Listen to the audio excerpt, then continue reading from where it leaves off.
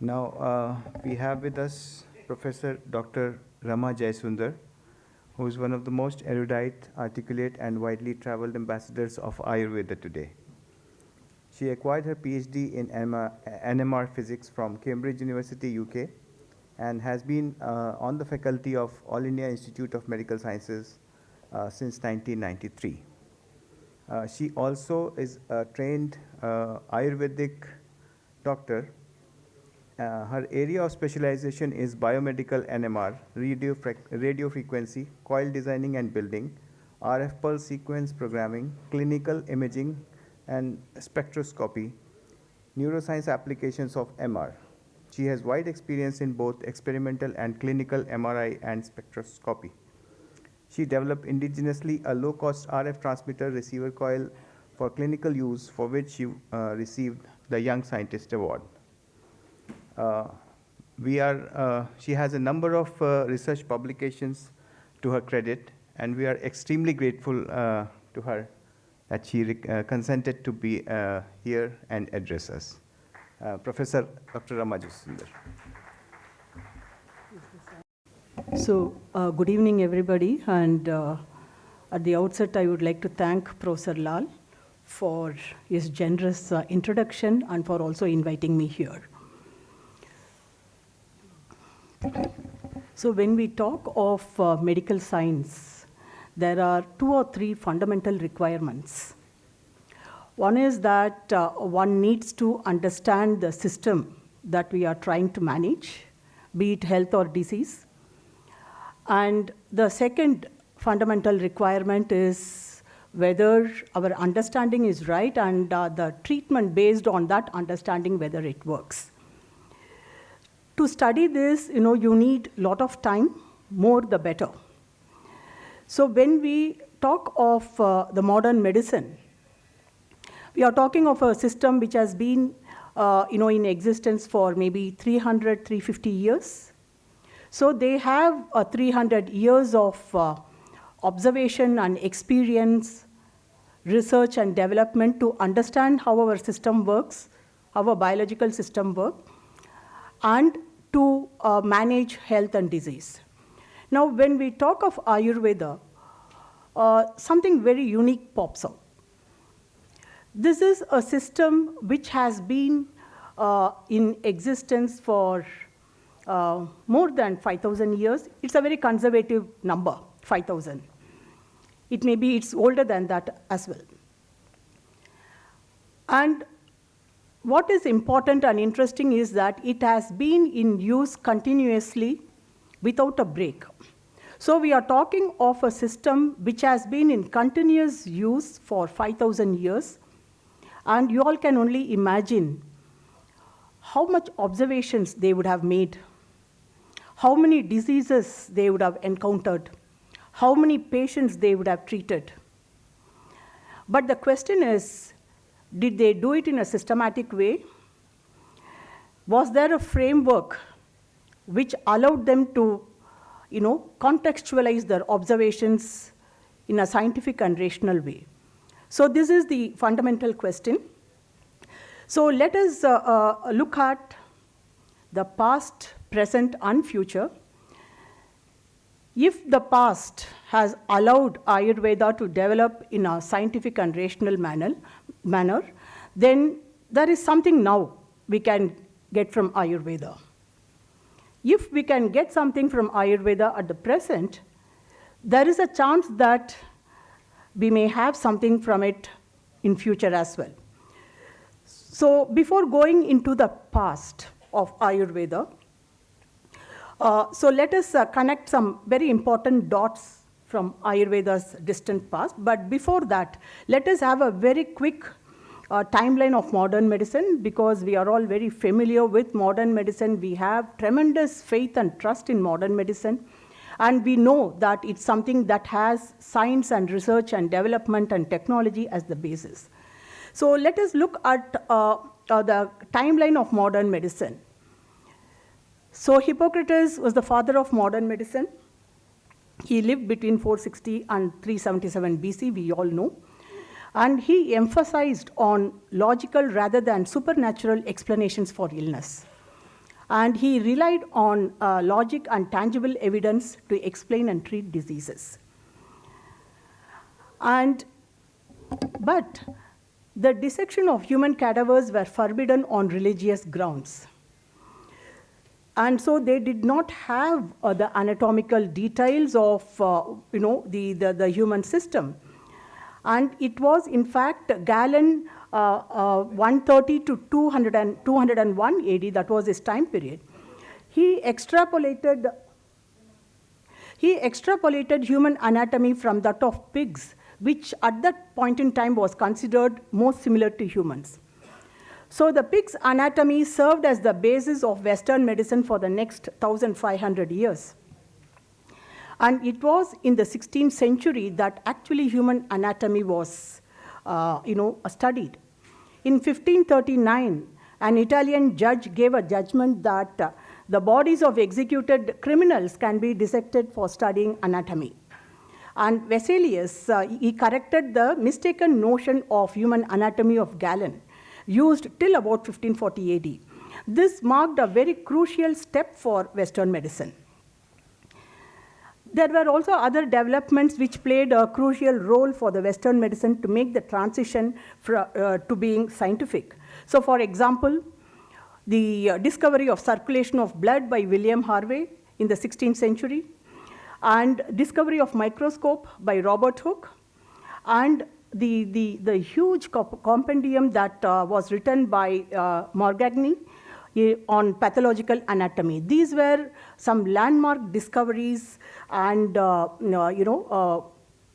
which actually helped modern medicine to transit to being a scientific medicine.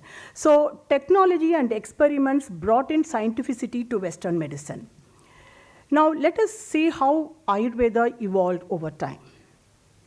So was there any scientific basis to it? Did it have a framework with which we can relate now? So we need to look at the history. The terrestrial evolution of Ayurveda begins with sage Bharatvarsh. And Bharatvarsh was a great logician. He was a famous teacher of Tarka, logic. It's mentioned in Udyotakara's Nyayavartika. In fact, Charaka Samhita also mentions his name. And he laid the foundations for Ayurveda's logical concepts, from which theories of Ayurveda evolved. He created 8 medical specialties. This is very interesting because if you look at the way the specialties have evolved in modern medicine, you still have, you get new specialties being developed. Geriatrics only a few decades old, and pediatrics, small children were considered small adults. So pediatrics as a specialty was only maybe about 80, 90 years old. So initially they had only 2 specialties. One is surgery, the other is internal medicine. But if you look at Ayurveda, right from the day one, there were 8 medical specialties. So things were thought over. There was a planning right in the beginning. And Bharatvarsh also wrote a number of books, and he had many students. So what is the storyline of Ayurveda? It's very interesting. It begins with a conference on Ayurveda at the foothills of Himalayas. Of course, it is lost in the midst of antiquity. And in fact, Charaka Samhita, which is one of the books which has survived, is actually proceedings. It's monograph of proceedings of this conference. So what happened in this conference? A historic assembly of Ayurvedic acharyas from not only India, but also neighboring countries. You have names of countries like Persia and Greece. All of them assembled on the slopes of Himalayas, and you can see the references at the end of the slide, at the bottom of the slide. And the aim, something that we can relate to find a solution for increasing ill health. Sounds very, very familiar, isn't it? We still are battling with the problem. Not only now, 5,000 years ago, they were battling with the same problem, increasing ill health. And they deliberated on the advent of diseases impeding long life and happiness of all creatures. So they did not discuss only about the health of human beings. They discussed about all creatures, plants, animals. Sarva Bhuteshu, that is the word that's constantly used in the Ayurvedic text. Bharatvarsh explained the science of life and the three principles: etiology, symptomatology, and therapeutics as a means to well-being. In modern medicine, these three are still the major principles governing, underlining a medical science. Etiology, the causative factors, the symptoms and signs of the disease, and the treatment. The others deliberated, so just because Bharatvarsh was a great acharya, they did not agree to whatever he said. They deliberated it, they debated on it, and then accepted these as the basic components of health or a medical system. Atreya was one of Bharatvarsh's very famous students, and he chaired the conference that took place at the foothills of Himalayas. And he ushered in, he was principal, he was the main person in ushering in rational and scientific medicine. He built over what his Acharya had brought in. So Atreya was a great rationalist, teacher, and a Vaidya. He emphasized the importance of scientific and logical thinking in medicine. He emphasized the importance of scientific discussions, how important it is to have scientific discussions, the importance of having debates, conferences, etc.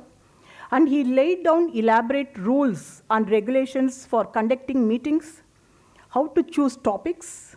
So if the audience is, if they are familiar with the topic, with the same domain, experts, and then how do you choose a topic? If the audience are not familiar with your area of expertise, then how do you choose a topic?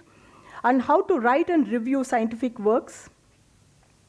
Teaching methods, he talks about teaching methods, he talks about writing books for experts and lay people, how to arrange and classify medical concepts for books, spotlighting salient points of a subject, how reason and logic are compromised in a hostile debate, and how to identify a true physician from a quack. All these are elaborated and emphasized by Atreya. And Atreya had many students, and of these students, 6 were very famous. And he asked his 6 students to compile all the information systematically, whatever was happening in the conference, whatever was being deliberated in the conference, to be systematically documented and written as a complete treatise.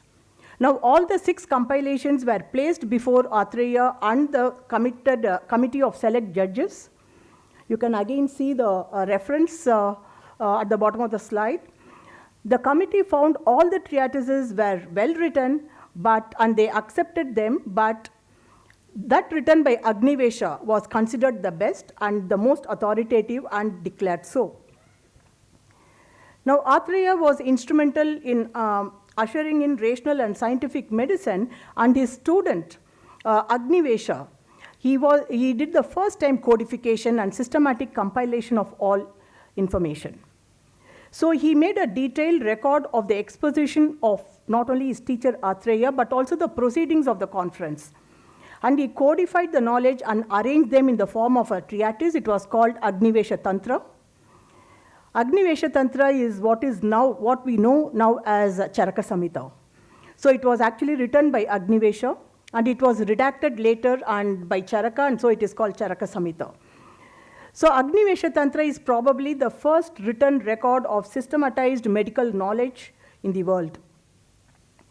So from teachers to worthy students, Ayurveda has been passed on. Bharatvarsh to Atreya to Agnivesha to Charaka and Dridabala. So between Atreya and Dridabala, who is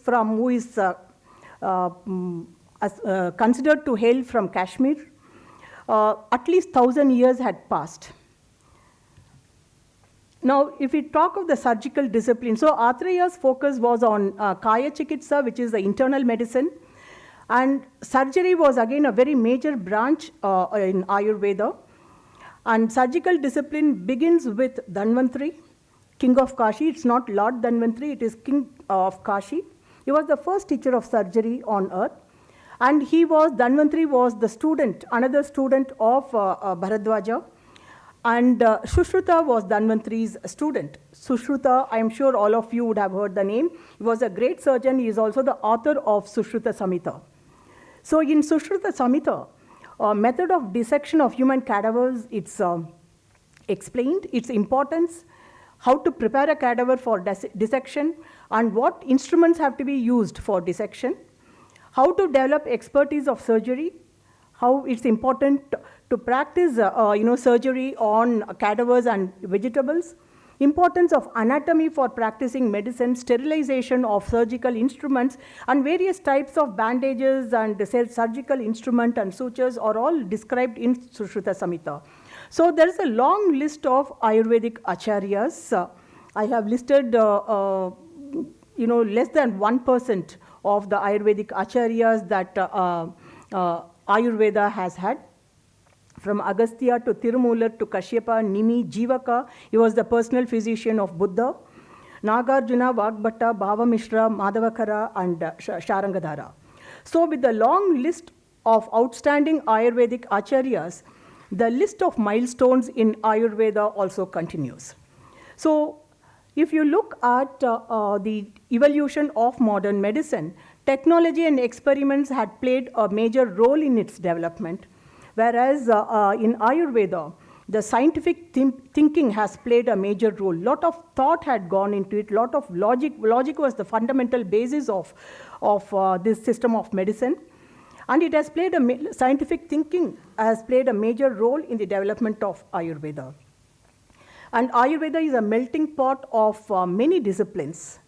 From Vriksha Ayurveda, which is botany, Mriga Ayurveda, veterinary Ayurveda, yoga, meditation, mantra, astronomy, philosophy, because Ayurveda conceptualized the human system, or it understood the human system as having in all its, in entirety, taking into account all the domains of existence from physical, physiological, psychological, emotional, and also spiritual.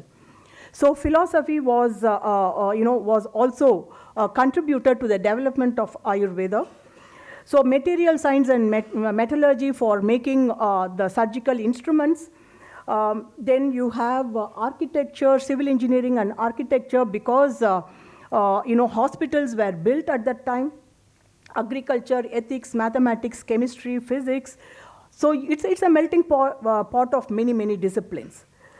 So I have tried to give you all a bird's eye view, glimpse of how Ayurveda had evolved in the past. And let us see whether the way it has evolved has any relevance to the healthcare at present. And then, of course, past decides the present, and present, has an influence on the future. So present is the time of increasing ill health. It is a great irony, because we live in the era of science and technology and research and development. We have so much nuanced information about a biological system. We have wonderful techniques to look at the most subtlest part of the humans, right? So we have techniques which can look at the genes and the receptors and whatnot. It's unimaginable.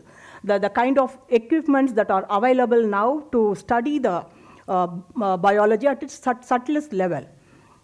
But the irony is that the diseases have not decreased. It has only increased. We are running out of names. And we have World Diabetes Day, World Obesity Day, World Cancer Day. In cancer, we have World Prostate Cancer Day, it's a shame. I think it's a shame. It's something that one needs to introspect as to what has gone wrong. That with this kind of information that we have about the functioning of a human system and the sophisticated technologies we have, why is it that we are where we are? Anyway, that's a question for another, presentation. But present is also the time of a paradigm shift in thinking in modern medicine and biology.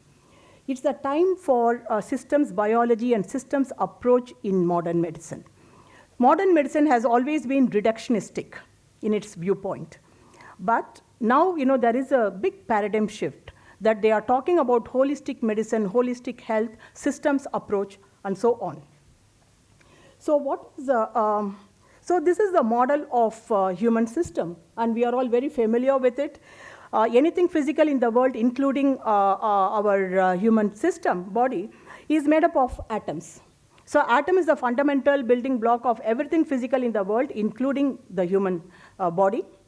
So atoms make molecules, molecules make organelles, you have cells, then you have tissues, organ system, and the entire organism.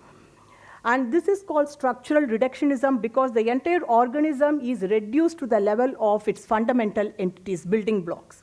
In fact, modern medicine is also called molecular medicine because it understands the system at the level of molecules, and it also understands disease at the level of molecules, and it tries to address the problem at the level of molecule. Now, this is I'm sorry that the contrast is pretty poor here. So what this slide says is that when you move up the structural hierarchy, there are emerging complexities. So there are new properties which emerge at the next level, which you don't find at the lower level. So for example, if you look at atom, right, it does not have chemical bonds. Chemical bonds is a property that evolves at the level of molecules. And if you move still further up, you have new functions, you have replications, you have specialized functions, and so on. So there are emerging properties at each level. So you may ask, so what is so different about it? There is something very, very interesting that happens. So there are emerging complexities at each level, and let us make a small step from atom to molecule, right? Let us talk about water molecule. Water molecule is made up of hydrogen and oxygen atoms. So let us take a very simple property, boiling point of water, right? So we know that the boiling point of water is 100 degrees centigrade. Does anybody know what the boiling point of hydrogen or oxygen is? Boiling point of hydrogen is minus 252.8 degrees centigrade, and that of oxygen is minus 183 degrees centigrade. They do not add up to 100 degrees centigrade, right? Right? So the property of water is not property of hydrogen plus the property of oxygen, right? And we can look at many properties like this, and we will find that the property of the water is never, linear addition of the property of its individual components. So from atom to molecule, it's such a small step, and you see the kind of complexity that has emerged. Now, we are talking of, when we talk of health, of course, we don't talk of health of a molecule. We talk of health of a person, right? So the person is at the end of the complexity. So between molecule and the entire human system, you can only imagine the multifold complexities that would have emerged. Molecule does not have a mind. It does not have a consciousness. But the end product has mind, consciousness, and whatnot. So the question is whether the management of health and disease, should it be done at the beginning of complexity or the end of complexity, right? Now let us leave this question aside for the moment, and let us see how Ayurveda has conceptualized the human system.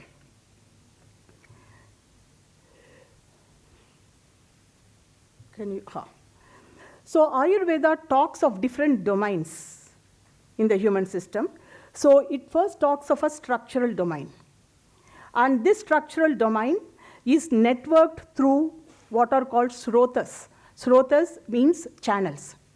So the entire physical structure of the human system is networked through channels. Channels will be lymphatic vessels, veins, blood vessels, and so on. And then it talks of a physiological domain. It is networked through a set of parameters defined by Vata, Pitta, and Kapha. I'm sure all of you would have heard of these terminologies, Vata, Pitta, and Kapha. And then you have a psychological domain, which is networked through a set of psychological parameters defined by Sattva, Rajas, and Tamas. And then you have the subtlest part of human existence, which is the domain of consciousness, and this is connected, networked through levels of awareness, which are dealt with in great detail in yoga. These are called panchakoshas, right? So you see how the four domains are intra-networked, intra-connected. Not only that, you can see the areas of overlap, right? So for example, the structural and the physiological domain is connected through these parameters defined by Vata, Pitta, and Kapha. Then the psychological and the physiological domain is again connected through Vata, Pitta, and Kapha. The psychological and the domain of consciousness is connected through Sattva, Rajas, and Tamas. And these are subdivided into 16 subtypes. And then the subtlest domain, I think the beauty is here. I do not know whether you all have picked up this. The subtlest domain of human existence, which is the consciousness, is connected to the gross structural domain through the first level of awareness. The first level of awareness is our body. So if I am alive, I have to be aware of my body. So that is the first level of awareness, and that deals with the structural domain. So the subtlest domain of human existence connects directly with the structural domain, and you see how the entire human system is understood as a seamless whole, intraconnected within each domain and then interconnected as well. So you have a seamless, interconnected whole. That's how the human system is conceptualized. So we are seamlessly mind, body, and soul in Ayurveda. And so these are two different ways of understanding the same human system. The one on the left is the understanding by Ayurveda, where it looks at it as an interconnected whole. On the right-hand side, you see how the system is understood in terms of its structures using a reductionistic approach. So it's the same human system, but there are two different ways of understanding. How you look at it are different, and that standpoint will define the terminologies used, the approaches that are going to be used. So let us go back to this question. Which level do you manage the health and the disease of humans? Is it at the beginning of complexity or at the end of complexity? You don't have to be a scientist or a doctor to say that you have to handle it at the end of complexity, right? So the current management in modern medicine is predominantly at the beginning of complexity. That is why they are running into so much problem. Because when you have a complex system, there are two things that you can do. One is get information about the components. And the second is manage the system. They are two different things. You cannot manage a complex system, you cannot micromanage it at the level of the fundamental, the constituents. You will have to manage it at a slightly different level, which is what Ayurveda has done. So you have Ayurveda, which understands the human system as a seamless interconnected whole. And then this is in stark contrast to the structural hierarchical understanding of the human system by modern medicine. So this picture captures the fundamental difference between these two systems. So on the right here, left, you see the bird's eye view of a landscape, forest. So from the height from which it is viewed, the entire landscape is captured in its entirety. From that height, you do not get the nitty-gritty details of the constituents. So from this height, you know how, if something changes in the system, in that landscape, you can capture it. You see the picture on the right side, it is the microstructure of one of the leaf in one of the tree in the forest. So from that level, you get information in all its glory, but you can't see the entire picture. From this height, you see the picture, entire picture in its entire glory, but you don't get information on the individual components. So these are two different complementary ways of looking at the same system. So the present is, I said, it's the time of systems biology and systems approach in medicine. And you see how Ayurveda, by the sheer way difference in which it has conceptualized the human system, it is way ahead of the curve. It is way ahead of modern medicine in the way it handles the system as a whole. Now, I would like to take you all through a bit more, some more information on how Ayurveda actually, at the pragmatic level, how it handles health and disease. So conceptualization is one thing. Has it been able to translate it into a workable model? I think that is a more fundamental, important question. So Ayurveda has classified the human system into two groups, subtle, sukshma, and sthula sharira. And it has further subclassifications. It has classified it based on structure, where the entire focus is the physical aspect of the body. Then there is a functional classification, and here, the focus is on physiological and psychological aspect. Of course, when you say physiological, implied is that there has to be a physical basis. Without a physical basis, there is no physiological functions. And then you have the system-wise classification, which deals with physical, physiological, and psychological aspects of human existence. And then you have the subtle aspect, the sukshma sharira, where the levels of awareness are dealt with, and this deals with the psychological and realms of other realms of awareness. So let me quickly take you all through this functional classification, because this runs as an undercurrent to the entire Ayurvedic understanding of health and disease, and also how it manages health and disease. So Ayurveda has identified three functions it considers important: movement, transformation, and metabolism, and transformation and growth. So in the specific context of Ayurveda, these are called Vata, Pitta, and Kapha. I will refer to these as V, P, and K for convenience. V, P, and K are characterized by a set of parameters which are biophysical, chemical, physiological, and psychological in nature. And it encompasses the entire psychophysiological functions. So there are no psychophysiological functions which comes outside the purview of this classification of Vata, Pitta, and Kapha. So these are some examples of some of the parameters. So you see that the parameters are all biophysical parameters, like dryness, fluidity, adhesivity. I would like to mention that although the information is given in English, all this information is taken from classical Ayurvedic texts. So none is coming out of my own imagination or interpretation. So in the biophysical parameters, you see dryness, fluidity, adhesivity, size, stiffness, viscosity, and so on. And then you have pH. Of course, Ayurveda does not use the word pH. It talks about acidity. So the inference is that it indicates pH, temperature. And then you see the psychological parameters: creativity, anxiety, confidence, leadership, quality, patience, fear, endurance, insecurity, and so on. All these parameters are classified under Vata, Pitta, and Kapha.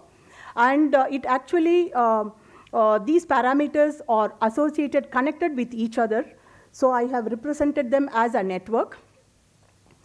And you can see that the parameters from V1 to V7 denotes parameters under Vata. Would you like me to wind down? 5 minutes? Yes. Okay. Okay. So you see that it is as a it's a network which has parameters defined by Vata, Pitta, and Kapha, connected with each other. And when this network is in balance, it denotes health, and when it is perturbed, it denotes disease. And something very ingenious that our ancestors have done is that they have made VPK as a common platform. Because the human system is understood in terms of Vata, Pitta and Kapha, everything, all factors which impact health and disease comes under Vata, Pitta and Kapha, be it food ingredients or medicinal plants or even symptoms, lifestyle activities, everything can be understood in terms of Vata, Pitta and Kapha. So the management is very, very comprehensive. So there are physical interventions, then there are non-pharmacological interventions as well. So we have seen the past, we have seen that the present has relevance, and if the present has a relevance, then future will have to have some, give us some hope as well, right? So another 2-3 slides, I'm done. Now modern medicine is talking of holistic health. It talks about importance of diet and lifestyle and mental health and societal health and biological health and so on. So let me skip this slide. So if you look at the understanding of health in Ayurveda, it is multidimensional. So it considers so many parameters and aspects for a person to have holistic health. And the health is multi-parametric in Ayurveda. And it's a multimodal delivery as well. There are various ingenious ways of delivering health to an individual, empowering an individual to take care of his or her own health. And there are traditional cuisines, there are, customs are inbuilt into our festivals and traditions, and it's a multimodal delivery. And so these are the futuristic concepts in modern medicine: personalized treatment and health, preventive medicine, promotive health, systems approach, circadian rhythm and health, mind and health, precision nutrition, therapeutic nutrition, sustainable medicine, and so on. All these are concepts being discussed in modern medicine, and these are working concepts in Ayurveda. So I will end with the dictum of not only Ayurveda, but the Indian culture: may all be happy. Health is not to be made into a business. Ayurveda is very, very categorical about it. May all be happy, may all be healthy, may all enjoy prosperity, and may none suffer. And thank you very much.